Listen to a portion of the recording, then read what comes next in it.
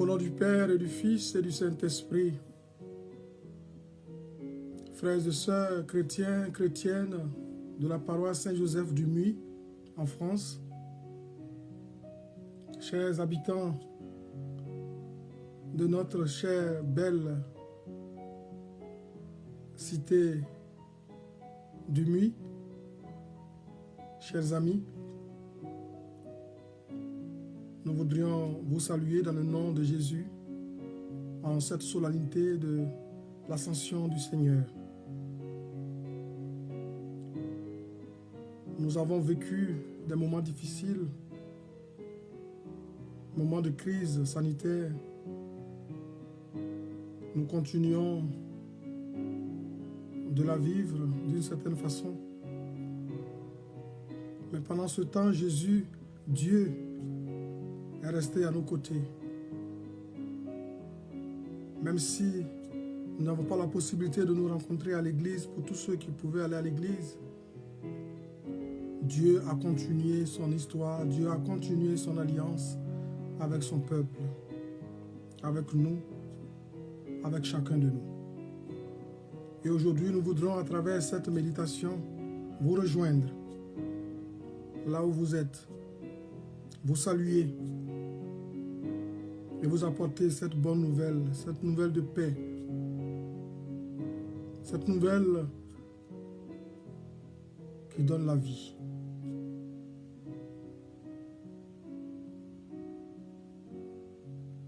Et nous voulons aussi, par cette petite vidéo,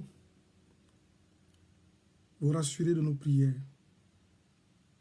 que nous sommes avec vous,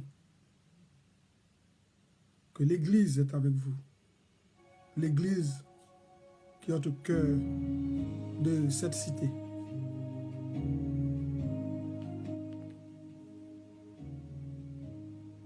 Et nous voulons avec vous célébrer à travers cette méditation de la parole de Dieu,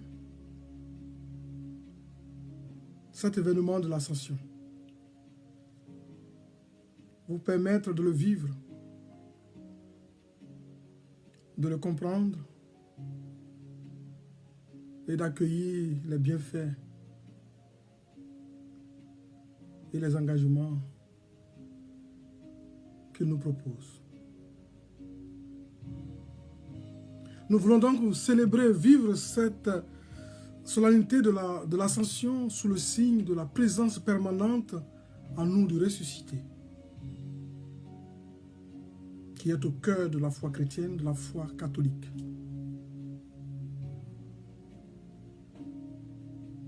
Et le mystère de l'ascension, comme on pourrait le croire, c'est une fête de l'espérance et non une fête de séparation, une fête triste. Ce mystère de l'ascension est un déploiement du mystère de la résurrection. Ne cherchons donc pas à nous représenter cet événement. Les évangiles eux-mêmes n'en disent rien. Mais essayons plutôt d'entrer dans une compréhension plus profonde, plus personnelle surtout, du mystère de Pâques. L'ascension n'est pas la séparation, comme je disais, de Jésus, de ses disciples, de sa communauté, mais au contraire la manifestation d'un nouveau rapport qui le lie, qui lie Jésus ressuscité à ceux qui l'ont vu, à ceux qui l'ont entendu, à ceux qui l'ont touché, comme le dit Saint Jean, jusqu'à croire qu'il est le Messie, qu'il est l'envoyé de Dieu, qu'il est le Fils de Dieu. Et à ce propos, Saint Paul a une très belle expression qui peut éclairer notre méditation de ce jour. Le Père, plaçant le Christ au-dessus de tout, au plus haut de tout, ou le plaçant plus haut que tout, a fait de lui, a fait de Jésus la tête de l'Église, la tête de l'Église qui est son corps. L'ascension donc est le nouvel aspect de présence dans le mystère de Pâques. Le Christ ne nous prive des apparences de sa présence que pour nous donner ce qu'il est fondamentalement. Nous donner sa dimension infinie et indicible qu'il reçoit lui-même de son Père, grâce au dynamisme de l'Esprit. Il fallait donc qu'il disparaisse pour transparaître. Autre certitude que cet événement nous procure, c'est que Jésus demeure présent à ses disciples et donc à l'Église, et cela de trois façons. Quand les disciples sont réunis dans l'Eucharistie et relisent les Écritures, les méditent,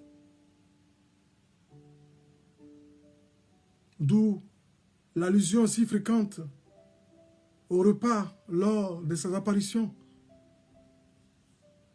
Jésus est présent enfin dans son Église lorsqu'elle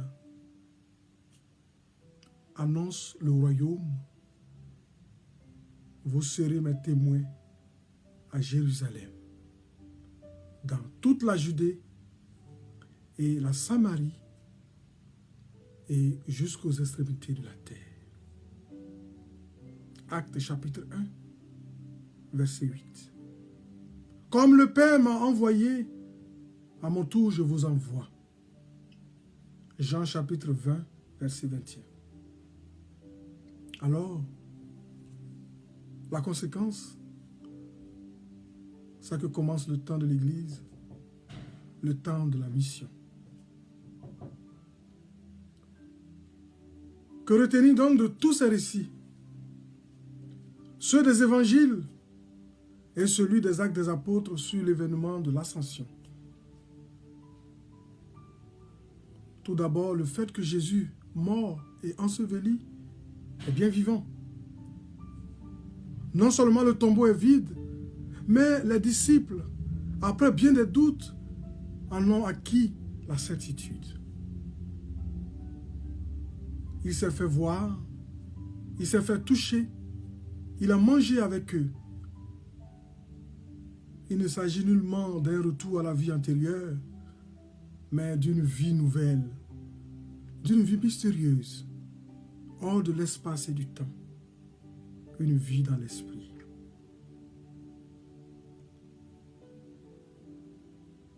Comme le prêtre le dira ou le chantera dans la préface à cette messe de l'Ascension, le Christ ressuscité ne s'évade pas de notre condition humaine, mais en entrant le premier dans le royaume, il donne aux membres de son corps l'espérance de le rejoindre un jour.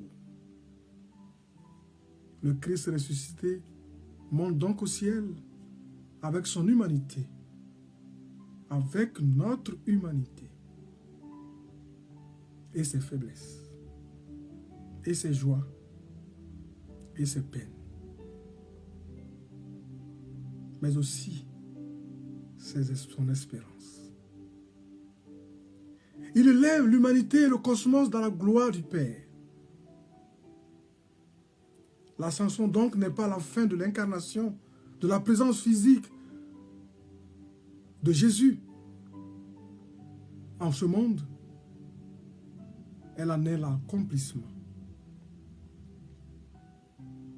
Ce mystère nous montre justement le but de notre vie de disciple, de chrétien, le pourquoi de l'Église. Que toutes les créatures humaines et à travers elles tout le cosmos puissent vivre la plénitude de la communion avec Dieu le Père, Dieu le Fils, Dieu le Saint-Esprit. Dieu Trinité donc. C'est pourquoi après l'ascension, c'est le temps de l'Église qui commence. Jésus est à la fois absent et présent, évidemment. Il est absent en ce sens qu'on ne peut pas le saisir. On ne peut plus le saisir. On ne peut pas le voir avec nos yeux, ni le toucher avec nos mains, ni l'entendre avec nos oreilles, d'une certaine façon. Oui.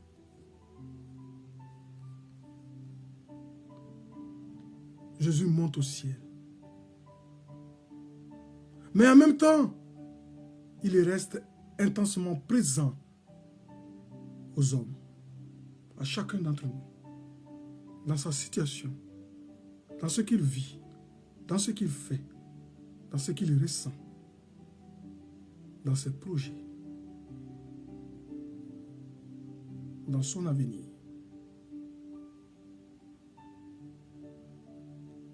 Il n'est pas en face de nous, ni à côté de nous. Il est à l'intérieur de nous. Nous l'avons avec nous partout, dans notre intimité profonde. Car l'ascension n'est pas une conclusion, mais une extension de ce mystère d'alliance de Dieu que Jésus est venu comme réalisé, comme accompli. L'amour et la force de vie manifestée par Jésus aux hommes qu'il a rencontrés en Palestine, et cela jusqu'à nous aujourd'hui, à travers l'annonce de la bonne nouvelle, nous, son corps, l'Église, sommes envoyés les manifester à tous les hommes.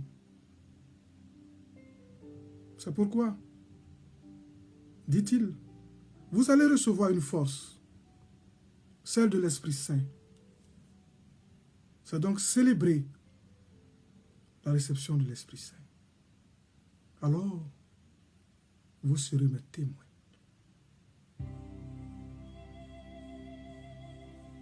Oui, frères et sœurs, fêtez l'ascension. C'est donc célébrer notre avenir dans la gloire du Père. Et en même temps, la présence du ressuscité dans son Église et dans nos cœurs de baptisés. C'est célébrer et surtout accueillir notre prise de charge dans la mission universelle au cœur de l'Église et au cœur du monde, de ce monde qui a perdu ses utopies, qui a corrompu sa civilisation. C'est là que l'Église nous envoie, selon la volonté même du Seigneur, pour être signe d'espérance. Annoncer la radicale liberté du Christ, pour que l'humanité enfin sente et puisse goûter au bonheur pour lequel nous sommes créatures de Dieu. Oui, frères et sœurs, c'est ce que nous célébrons aujourd'hui. C'est ce que nous célébrons à cette solennité de l'Ascension. C'est cette vie d'espérance et de témoignage. Désormais dans le Christ, avec l'Esprit Saint, que nous amorçons avec l'Ascension.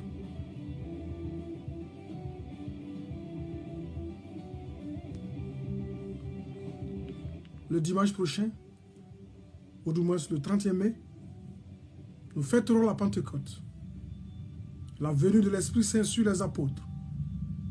Nous vivrons ce temps de préparation, ce temps d'attente de l'Esprit Saint comme un temps de retraite, comme un temps de révision.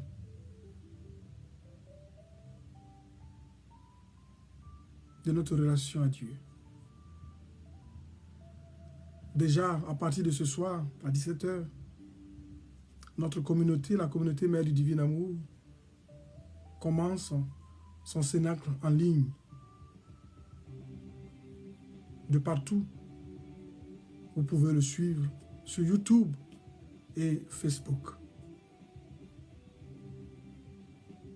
Sur le site de la province Europe-Amérique de la communauté Mère du Divin Amour. Et le thème, c'est « Vous serez baptisés d'Esprit Saint et de feu ». Matthieu 3, verset 11. Frères et sœurs, en cette solennité de l'Ascension, soyez rassurés que nous prions pour vous.